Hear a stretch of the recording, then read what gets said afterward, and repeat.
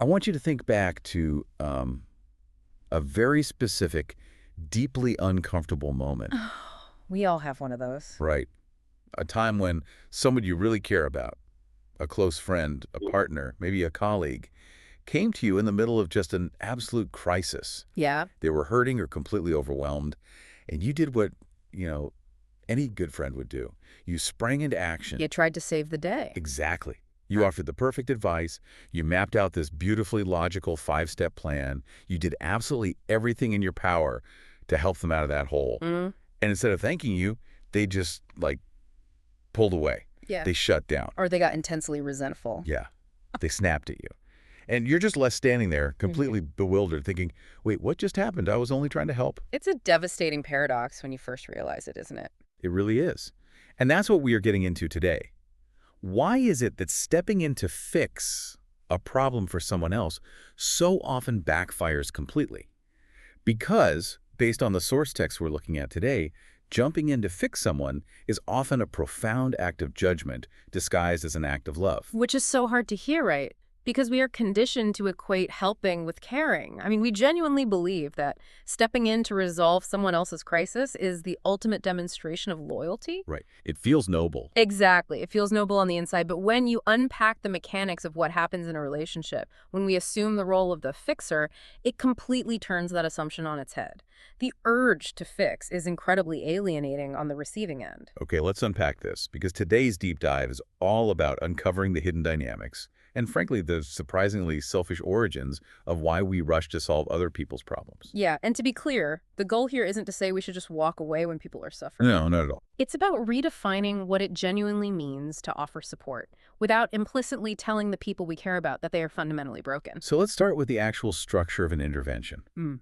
What is happening under the surface, geometrically speaking, when I try to fix my friend's problem? Well, think about the very impulse to move toward a person or a situation with the explicit need to fix it. Okay. Inherent in that impulse is a hidden prior judgment. You are essentially declaring, this person is deficient, or this situation is incomplete, or this reality is just wrong as it is. Oof. Yeah. It builds an invisible architecture around the relationship. The moment you decide to fix someone, you are importing a hierarchy. A hierarchy. Right. You, as the fixer, automatically hold the map of what correct looks like. And by default, the person in distress is positioned underneath you as lacking. Okay, but wait. I need to stop you there. Yeah. Because my brain immediately wants to reject that. That's a very normal reaction. I mean, it's like walking into a friend's house and immediately rearranging their furniture. I get why that's bad. But things actually break in life. Yes, I do. People get into terrible financial trouble. They make disastrous career decisions. They suffer deeply. If someone is genuinely drowning, throwing them a life preserver isn't a judgment. It's just saving their life. Are we just playing with semantics here? That is a completely fair pushback. But there is a crucial distinction we have to make here, using the source material, between genuine repair and the compulsive need to fix. Okay, what's the difference? Discernment is everything. This isn't an argument against taking action when action is truly required. Like, if someone is bleeding, you apply a tourniquet. You don't just sit there. Right, obviously. But emotional and relational realities are rarely that mechanical. The issue is the specific geometry of the relationship that the need to fix creates. The hierarchy you mentioned. Exactly. When you rush in to manage someone's emotional state or solve a complex life problem they haven't actually asked you to solve, you are imposing that hierarchy. You are saying, I know better than you do about your own life. Wow. So even if I have, like, the warmest, most loving intentions in the world, the moment I switch into manager mode, I've just put myself on a pedestal. You have. You've become the authority on their experience. And here is the truly insidious part of it. What is it? Even when no words are spoken, even if you just bring that sort of let me handle this energy into the room, that unequal geometry is felt. You can totally feel it. It closes doors before anyone can even walk through them. Exactly. The person being helped feels that subtle judgment. Hierarchies, even gentle, well-meaning ones, completely reshape what is possible between two people. They close the bounds of vulnerability. Because it's hard to be vulnerable with someone evaluating you. Right. Think about it. It is incredibly difficult to be deeply intimate and vulnerable with someone who is currently evaluating your life choices and trying to optimize you. No one wants to be a project. Exactly. That is exactly why they pull away or shut down. They are protecting themselves. Okay, that makes an uncomfortable amount of sense. If I'm subtly telling you that you are underneath me, of course you bristle. But this brings up a glaring question. Which is? If this invisible hierarchy feels so alienating to the person receiving it, why on earth are we, as the fixers, in such a frantic rush to do it? Ah, because the need to fix is almost never about the other person. Wait, really? Really, on the surface, it looks like deep, selfless concern. But at its root, the compulsion to fix someone else is almost entirely in service of the fixer's own discomfort. Oof.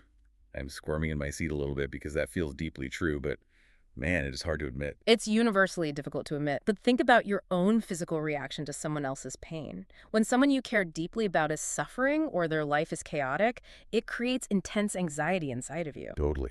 It feels awful. You feel out of control. So fixing the other person, managing their crisis, becomes a way to resolve your own interior disturbance.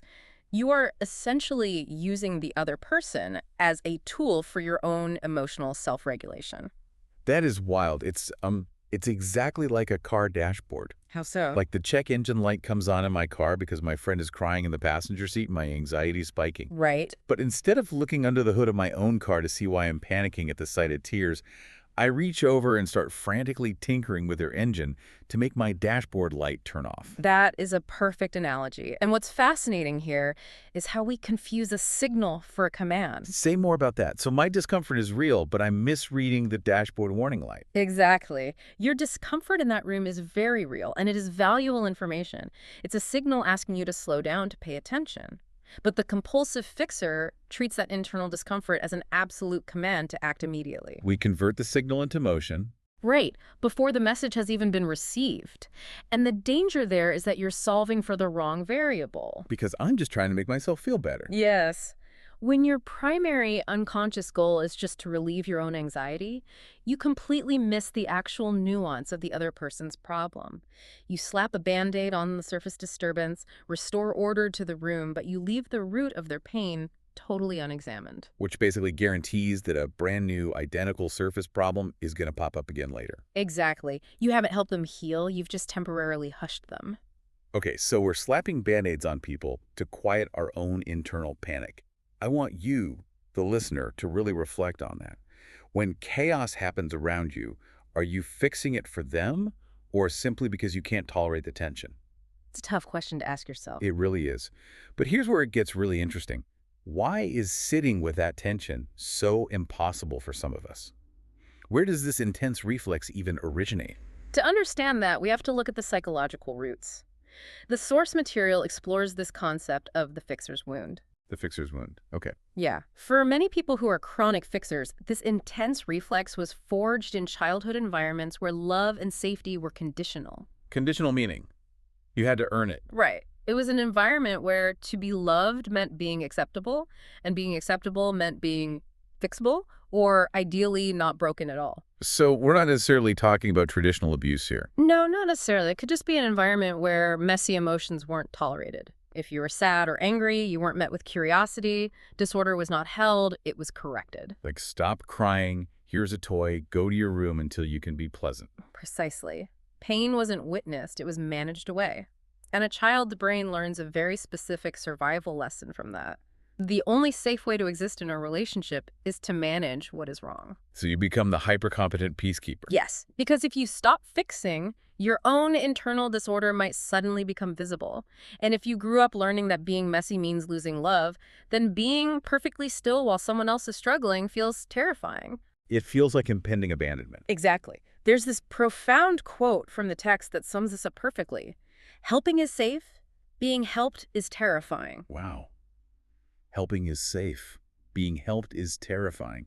That hits incredibly hard. It really exposes the dynamic. It's almost like an emotional immune system that has gone into overdrive, like an autoimmune response. Oh, that's a great way to put it. Your system misidentifies your friend's harmless negative emotion as a deadly threat to your safety. So it attacks the emotion with unwanted advice to neutralize it. You are attacking the connection to save yourself. And this is why, for the listener, you have to ask yourself, is your constant helpfulness actually a shield? Right. Does always being the person with the answers prevent anyone from ever seeing your own internal mess? It creates a perfectly sealed loop where you are always in control. Stillness feels like a threat. Okay, so once we recognize this dynamic in our own living rooms, this is where the implications get massive. Oh, absolutely. If we connect this to the bigger picture, it changes everything. Let's scale this up, because the source text goes into how the fixer's wound operates on a societal level. It does. The exact same dynamic that drives you to inappropriately fix your friend is the foundation for massive cultural systems. Institutions, ideologies, they're often built around this exact same fixing architecture. Targeting poverty, deviance, psychological disorder. Yes, and the text makes the assertion that this systemic fixing reflex generates paternalism and colonialism. Okay, so we're talking about structural consequences here. We're just impartially reporting what the source says. That when an institution steps in to fix a marginalized group, it embeds that same hidden judgment. Exactly. The logic is something here is broken, and we, the institution, hold the map of what correct looks like. Therefore, we will repair it. So the history of these systems, according to the text, is largely a history of imposing one group's discomfort onto another group's existence. Structurally, yes. The perceived chaos of the marginalized group creates anxiety for the institution. So to regulate their own discomfort, they impose order. And because the fix is defined by the authority, the people being fixed rarely have a voice. Right, which leads to what the source calls a self-sealing frame. I want to break that down because it's fascinating. A self-sealing frame means the logic protects itself from any outside challenge, right? Exactly. So imagine a well-funded institution comes into a low-income neighborhood. They decide the neighborhood is broken, and they roll out a massive, unasked-for urban development plan. They are the fixers. Right. And the locals push back. They say, wait, this disrupts our community. You didn't ask us. But because the institution has already defined the locals as broken, they don't view that resistance as valid. They use it as evidence. They say, look, they don't even understand what's good for them. This proves how badly they need our fix. That is the self-sealing frame in action. If you accept the fix, you confirm you are broken. If you reject the fix, you confirm you are deeply broken and obstinate. You literally cannot win unless you hold the authority of the fixer. The logic is completely airtight. It scales the harm massively, but the core structure is the same as the living room argument. It's the hierarchy, the discomfort, and the total bypassing of genuine human understanding. Okay, this is all incredibly heavy. It is. If the interpersonal reflex is harmful and the systemic version is disastrous, so what does this all mean? Are we supposed to just passively watch people suffer? Not at all. Passivity is just another form of abandonment. The alternative to fixing isn't indifference. It's what the text calls compassionate witnessing or grounded presence. Okay, grounded presence. Ground that for me. What does that actually look like when my friend is crying on my couch? It looks like care that can hold tension without trying to control it. The willingness to be deeply moved by someone else's pain without being swept into the anxious management of it. So less active management. Yes. In practice, the single most important tool is the internal pause. The pause. The next time someone comes to you in distress, before you offer a single piece of advice, take a 5-second internal pause and ask yourself a brutally honest question. Whose discomfort is driving this? Exactly. Am I speaking right now because they explicitly invited my input? Or am I imposing a solution because I personally cannot handle the tension in this room? I love that diagnostic question.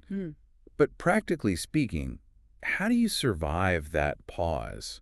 If my nervous system is screaming at me that I have to fix this or I'm worthless, Right. how do I manage the sheer panic of just sitting there? That is the hardest part.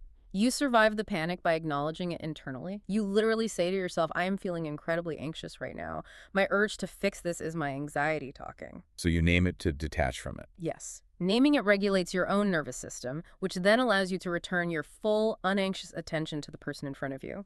You unpack the profound respect of genuine seeing. You stop managing yourself through them. Exactly. And when you do that, your perception shifts. You start seeing the complex, intelligent human being right in front of you.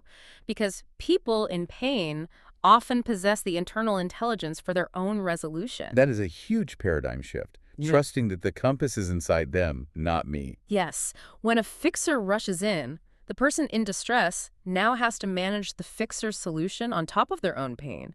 They have to contort themselves to receive unasked for help. It's exhausting just thinking about it. It is. Compassionate witnessing requires treating their pain not as an error that needs to be debugged, but as a process.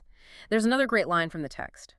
You are not a problem to be solved. You are a process unfolding. You are not a problem to be solved. You are a process unfolding. That changes the entire paradigm of what it means to care for another human being. It really does. Your role isn't to provide the intelligence, it's to create the safe conditions where they can access their own. Which is infinitely harder than just rattling off a to-do list. Oh, absolutely. It requires incredible emotional discipline. But less intervention offered with more presence is far more powerful than anxious problem solving. We've really completely dismantled the idea of being helpful today. We covered a lot of ground. We did. We went from realizing the hidden hierarchy of fixing to uncovering our own discomfort and those childhood wounds. Then we scaled it up to systemic issues, how institutions use this same reflex, and finally, embracing compassionate witnessing and the internal pause. So, the next time you, the listener, sit with someone in pain, less intervention, more presence. Exactly. But before we wrap up, I want to leave you with one final, slightly provocative thought that builds on everything we've talked about. Let's hear it. We spent this entire deep dive talking about how we interact with other people. But what does this mean for how we treat ourselves? Wow. That is a fascinating application. Right. Think about the people you feel most deeply loved by. Is it the people who always have a 5-step plan for your problems? Or is it the people who can look at your absolute messiest moments and just, make a cup of tea, completely unbothered by your lack of resolution? It's the tea makers, for sure. Exactly. What if the highest form of love isn't fixing someone's world, but proving their brokenness doesn't scare you? And if that's true, are we affording ourselves that same love? That's a great question. How many of us are constantly trying to fix our own minds, optimizing our routines, fighting our own negative emotions, because we are terrified of just sitting alone with our own internal mess? What if the very first person you need to compassionately witness is you?